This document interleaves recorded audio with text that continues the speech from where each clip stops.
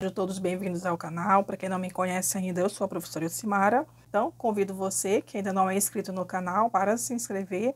Deixa também o seu like, o seu comentário, isso é importante aqui para que esse conteúdo também chegue a outras pessoas. Então, vamos lá resolver essas questões hoje. Então, nessa primeira questão, o diagnóstico da hipertensão arterial sistêmica deve ser baseado em pelo menos 2 aferições de pressão arterial por consulta, em pelo menos 2 consultas. Em relação ao preparo do paciente, então é importante a gente atentar aqui para o enunciado dessa questão, porque nós temos várias situações na hora de verificar a pressão arterial. Então, tem o preparo do paciente, tem o posicionamento do paciente e tem também a sequência da técnica correta que deve ser feita a aferição da pressão arterial. Então, nesse caso especificamente dessa questão, ele pede o quê? O preparo do paciente, tá? Então, ele quer a alternativa correta em relação ao preparo do paciente para a realização da técnica correta da aferição da pressão arterial, tá bom? Então, vamos para a alternativa A. Não é mais necessário deixá-lo em repouso de 3 a 5 minutos antes da verificação da pressão arterial. Então, gente, aqui é importante, né, o repouso. A gente sabe que o movimento, né, o exercício, ele vai alterar a pressão, vai ter uma elevação da pressão arterial. Então, para que seja verificada a pressão, o paciente, né, a pessoa, ela precisa pelo menos ficar em repouso entre 3 a 5 minutos, que é o recomendado aqui pela Sociedade Brasileira de Cardiologia, tá bom? Então, como a pergunta é para a gente identificar a alternativa correta, então a alternativa A não é a correta, tá bom? Porque é necessário sim que o paciente, né, então a pessoa, ela fique em repouso dentro desse intervalo, tá? De 3 a 5 minutos antes da verificação, tá bom? Então não é a alternativa A. A alternativa B. É necessário se certificar de que o paciente está com a bexiga vazia, né? Então, é necessário, tá? Está dentro das recomendações da Sociedade Brasileira de Cardiologia, no preparo do paciente, a gente perguntar para o paciente, né, se ele já esvaziou a bexiga, é importante para não causar nenhum tipo de desconforto no paciente na hora da verificação. Então, é importante estar certificando, já que a alternativa ela quer a correta, a alternativa correta é a alternativa B. Vamos analisar, então, as outras alternativas, por que elas não estão corretas. Alternativa C. É necessário se certificar de que o paciente não praticou exercícios físicos, não ingeriu bebidas alcoólicas, café ou fumou nas últimas 6 horas. Então, olha só, o que está errado nessa alternativa aqui? Está errado em relação às 6 horas, tá? Porque aqui são 60 minutos, tá bom? Então, é importante a gente certificar, sim, se o paciente praticou exercício físico. Como eu falei, o exercício físico ele vai alterar a pressão arterial, tá? A ingestão de bebidas alcoólicas também faz, né, tem uma elevação na pressão arterial, assim como o café e o fumo, tá bom? O que está errado aqui é as 6 horas, né, que não são 6 horas, são 60 minutos, tá bom? Então, por isso não é a alternativa C. A alternativa D. Em situações em que a hipotensão ortostática possa ser frequente ou suspeitada, é necessário medir a pressão arterial apenas na posição sentada. Então, olha só, aqui nesse caso, a hipotensão ortostática é aquela situação em que a pessoa, quando ela se eleva, né, ela levanta da posição sentada, ela vai ter uma queda da pressão arterial, que nós chamamos de hipotensão ortostática, tá bom? Então, nesse caso de pessoas que têm essa situação, a gente precisa verificar a pressão arterial em pé também. Além da posição sentada, a gente precisa também fazer uma verificação da pressão em pé, tá? Então, por isso que está errado essa alternativa, porque ele coloca aqui, ó, é necessário medir a pé apenas na posição sentada? Não, tem que ser feito também na posição em pé, tá bom? Exatamente porque vai ter essa alteração quando a pessoa, ela se põe em pé, tá bom? Então, por isso que a nossa alternativa aqui dessa questão é a alternativa B. Nessa próxima questão, ainda relacionado à hipertensão arterial, é uma condição diagnosticada que depende, além de fatores clínicos associados de correta verificação da pressão arterial em pelo menos 2 ocasiões, né, diferentes, sem o uso de medicação antihipertensiva. Nesse sentido, analise as seguintes assertivas, assinalando a sequência correta para a realização da técnica de verificação da pressão arterial adequada. Então, nós temos aqui 5 assertivas. O que nós devemos analisar nessas assertivas? Ele quer aqui, ó, a sequência correta, de cima para baixo, da realização da técnica da verificação da pressão arterial. Vocês entenderam? Tá? Não é para marcar falso verdadeiro. Aqui é para a gente enumerar a sequência correta ali, né, de cima para baixo, da técnica da realização, né, da técnica da verificação da pressão arterial, tá bom? Então, vou ler primeiro aqui as assertivas e aí nós vamos organizar elas na sequência correta, para descobrir qual é a nossa alternativa correta. Então, a primeira assertiva: certificar-se que o paciente não esteja com a bexiga cheia, que não tenha ingerido bebidas alcoólicas anterior ao momento da verificação, que não tenha praticado exercício físico na última hora. Essa assertiva diz respeito, né, o preparo do paciente para a verificação, não fala da técnica aqui, é o preparo, tá?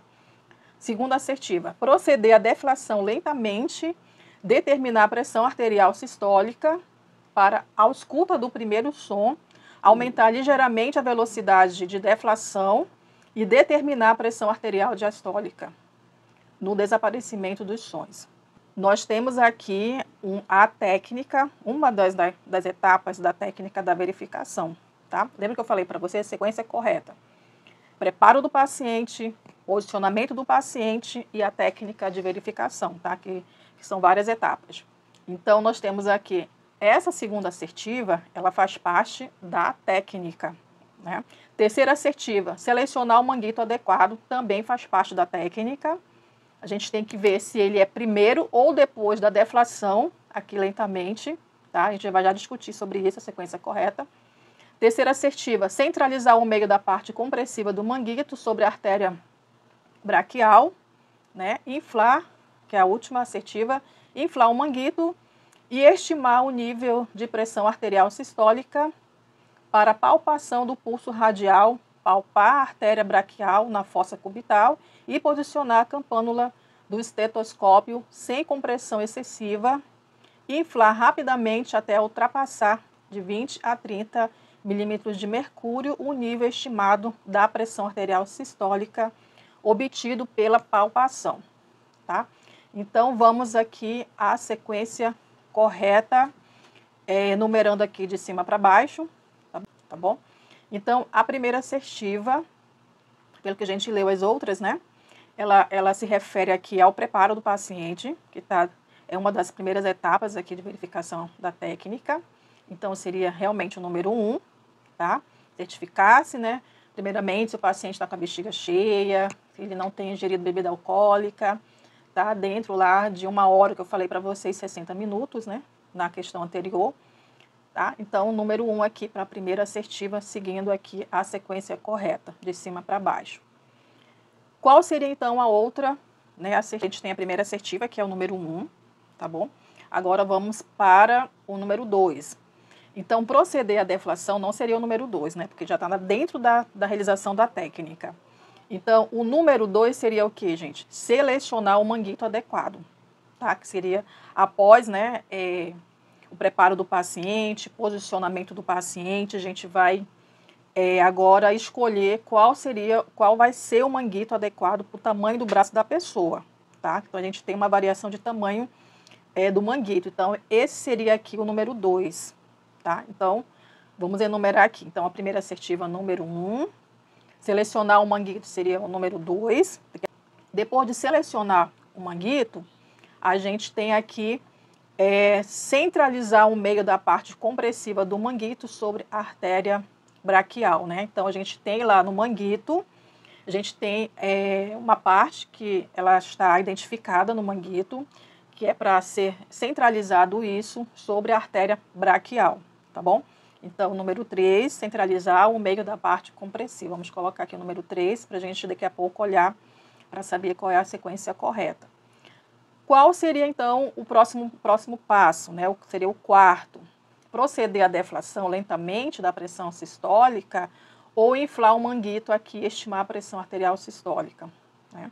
Então, pela técnica correta, a gente vai estimar agora o nível da pressão arterial, que seria aqui, no caso, a nossa quinta assertiva, tá? Que seria o 4, na sequência, tá bom? Inflar o manguito, estimar o nível da pressão, que é isso que para mim saber até que nível eu preciso inflar o manguito, tá? Primeiro a gente vai estimar o nível da pressão arterial sistólica. Então, como que a gente vai estimar isso? A gente vai palpar o pulso radial, né? E palpar a artéria braquial também, lá na fossa cubital, e aí posicionar a campânula do estetoscópio sem compressão excessiva. Aí a gente vai inflar rapidamente até ultrapassar de 20 a 30 milímetros de mercúrio, o nível estimado da pressão sistólica obtido pela palpação, tá bom? Então, seria o número 4. E aí, a última, então, é a segunda assertiva, tá?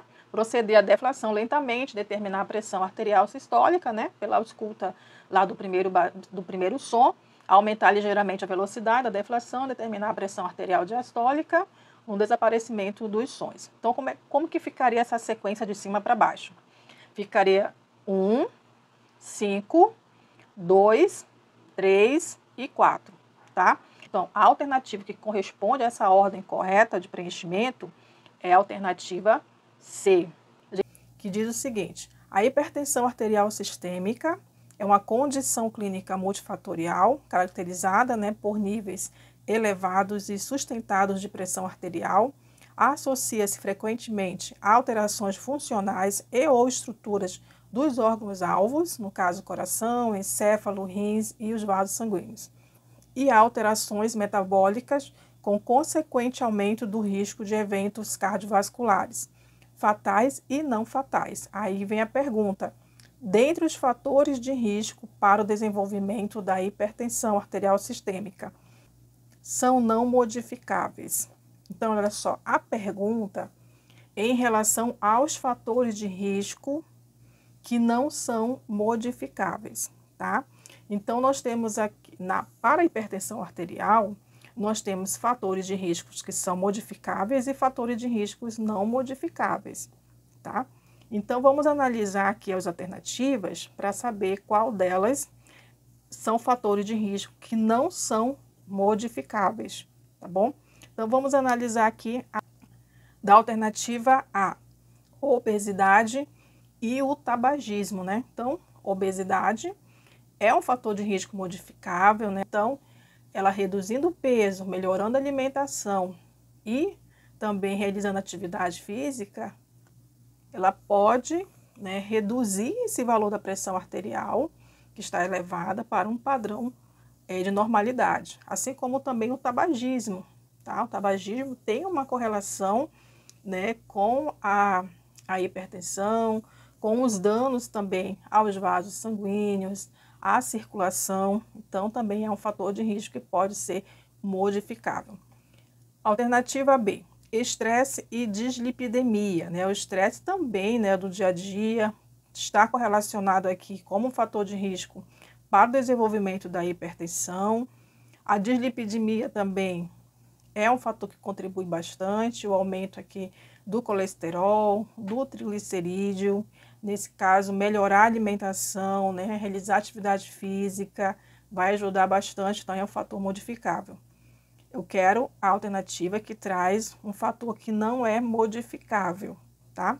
Alternativa C, consumo excessivo de sal e de álcool. O álcool ele está correlacionado a danos, né, na circulação, nos vasos sanguíneos. O álcool ele colabora aqui para o enrijecimento das artérias, isso vai prejudicar o bombeamento aqui do sangue pelo corpo, é um fator de risco importante, ele contribui em torno de 40% o risco do infarto em uma pessoa com hipertensão arterial sistêmica. Então, é um fator de risco que pode ser modificável. Sedentarismo e a depressão, né, também são fatores de risco que podem ser modificáveis. E na alternativa E, a gente tem a idade, o gênero e a etnia. Aqui são fatores que não são modificáveis. Então, a gente tem aqui a alternativa correta dessa questão, que é a alternativa E. Nessa próxima questão, a pressão alta não tem cura, mas tem tratamento e pode ser controlada. Somente o médico poderá determinar o melhor método para cada paciente. Mas, além dos medicamentos disponíveis atualmente, é imprescindível adotar um estilo de vida saudável, segundo aqui o Ministério da Saúde de 2020, exceto. Então, a gente tem aqui uma alternativa que não é um estilo de vida saudável, tá? Porque ele quer aquele que não é, que é o exceto. Os outros é considerado, né, medidas, estilo de vida saudáveis. Então, vamos analisar aqui a alternativa A. Praticar atividade física irregular. Então, em relação à atividade física, ela deve ser regular e não irregular.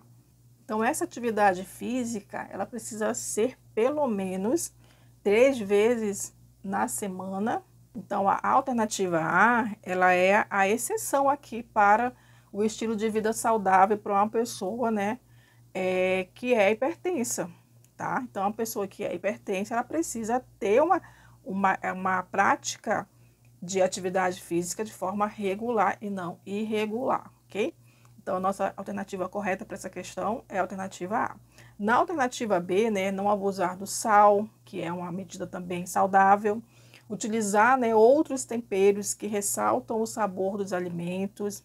Abandonar o fumo, que a gente sabe que o fumo é um fator de risco para a hipertensão. E para quem já é hipertenso, ele colabora danificando as artérias, causando resistência, dificultando o bombeamento, né, do sangue, pode levar ao infarto agudo do miocárdio. Então, a ideia aqui, para manter uma vida mais saudável, é abandonar o fumo. Evitar alimentos gordurosos e controlar também o diabetes, para quem é diabético e que tem hipertensão, também precisa controlar. E os alimentos gordurosos em relação, né, à dislipidemia, diminuição ali dos níveis de colesterol, dos níveis de triglicerídeos, que podem causar também ali placas de gorduras na artéria, causando também ali uma redução desse fluxo sanguíneo, levando a uma resistência periférica, pode causar também aqui infarto agudo do miocárdio, né, e complicações aqui para quem já é hipertenso. Então, a alternativa A é a alternativa correta para essa questão. A Sociedade Brasileira de Hipertensão Arterial, né, então ela já traz aqui, ó, que ela quer das alternativas os valores segundo a Sociedade Brasileira de Hipertensão. Considere a hipertensão estágio 1, caracterizada por PA sistólica e PA diastólica, respectivamente. Então, a questão que é o que, gente? Os valores de hipertensão do estágio 1, tanto para a PA sistólica quanto para a PA diastólica. Primeira coisa, que o estágio 1, ele é o 140/90, tá? Ele é o 140/90, que é o valor para ser considerado hipertensão, tá bom? Então, isso aí vocês precisam saber na hora. Então, se eu tenho 140/90, eu já descarto aqui nas minhas alternativas a alternativa C, a alternativa D e a alternativa E, não é isso? E aí eu vou ficar aqui entre a A e a B para saber qual é o máximo que eu tenho aqui no estágio 1 de sistólica e o máximo de diastólica, tá bom? Então, vamos lembrar, gente, porque a pegadinha está aqui na PA sistólica, tá bom? Porque na PA diastólica, todas as duas, né, tanto A quanto B, tem 90/99. E agora, né, é 140 até 150 ou é 140 até 159? É só você lembrar que a gente começa, né, o estágio de hipertensão pelo estágio 1, que é o 140. E estágio 2, eu vou começar a partir de que valor? 160, tá? E estágio 3, né, 180. porque o estágio 3 vai ser igual ou maior que 180. Vocês estão entendendo? Então, se no estágio 2 eu tenho 160, isso significa o quê? Que no estágio 1 ele vai de 140 até 159. Entenderam? Então, a nossa resposta correta para essa questão é a alternativa B.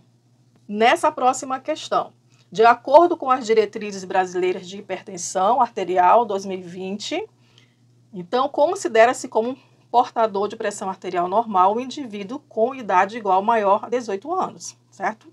Cuja aferição em consultório com a técnica correta apresenta valores de pressão arterial sistólica e pressão arterial diastólica. Então, aonde que está a pergunta? Para poder eu saber aqui quais são os valores, né? E identificar qual é a nossa alternativa. Ele está pedindo aqui, gente, a pressão arterial normal, tá? Vamos lembrar, então, qual a classificação, né, da hipertensão, da hipertensão não, tá? Classificação da pressão arterial da diretriz brasileira de hipertensão. Então, nós temos a classificação ótima, normal, pré-hipertensão, hipertensão estágio 1, hipertensão estágio 2, hipertensão estágio 3, tá bom? Então, ele pede aqui qual é o valor da pressão arterial normal. Aí, vamos lembrar agora, né? Porque eu já dei a dica de como a gente conseguir achar aqui os valores de hipertensão, né? Estágio 1, 2 e 3. Só que agora aqui, ó, eu tenho pressão normal. Só que eu começo lá na classificação, né? A gente começa a ver na classificação que eu começo com pressão ótima, é isso? Aí depois que vem a normal. Então, para me saber o valor da normal, eu preciso lembrar qual é o valor da ótima e da pré-hipertensão, né? Porque a normal fica entre a ótima e a pré-hipertensão, tá bom? Então, vamos lembrar dos valores aqui da pressão ótima. Nós temos ali menor que 120 e menor que 80 a diastólica. Então, se eu tenho menor que 120, então a normal vai começar a 120, tá bom? Se eu tenho menor que 80 na diastólica, então eu vou começar então os valores de diastólica 80. Então, eu tenho aqui o quê? 120 por 80, não é isso? Então, gente, só que aqui na diretriz, a gente tem valores mínimos e valores máximos, tá bom? Então, se eu tenho 120 por 80, a gente já pode aqui eliminar a alternativa C, a alternativa E, né? Porque começa com 120 e de sistólica e diastólica 80, tá bom? Agora, até que valor máximo que vai da pressão normal?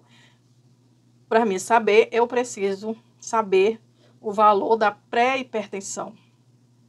Qual é o valor da pré-hipertensão, hein? 130 de sistólica e 85 de diastólica, tá?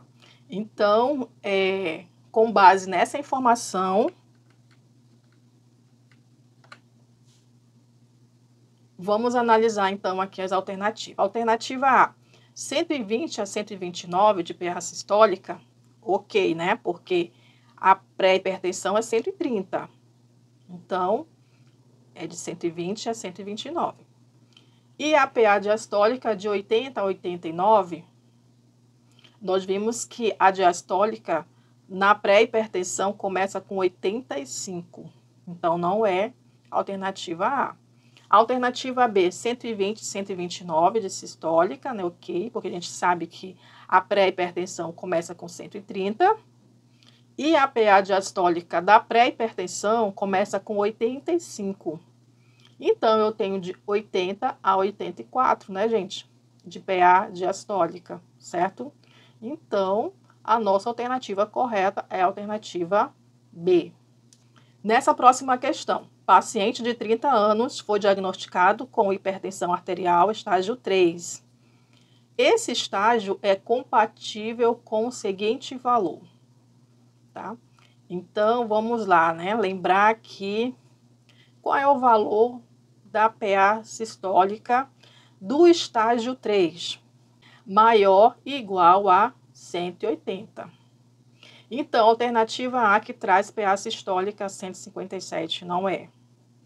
Letra C, PA sistólica 178, não, é maior e igual a 180. Alternativa E, 160, também não, porque é maior ou igual a 180, tá? Agora vamos analisar a PA diastólica do estágio 3, maior ou igual a 110, né? Então, alternativa B, 108, não posso dizer que é estágio 3. Por quê? Porque o estágio 3 é igual e maior que 110.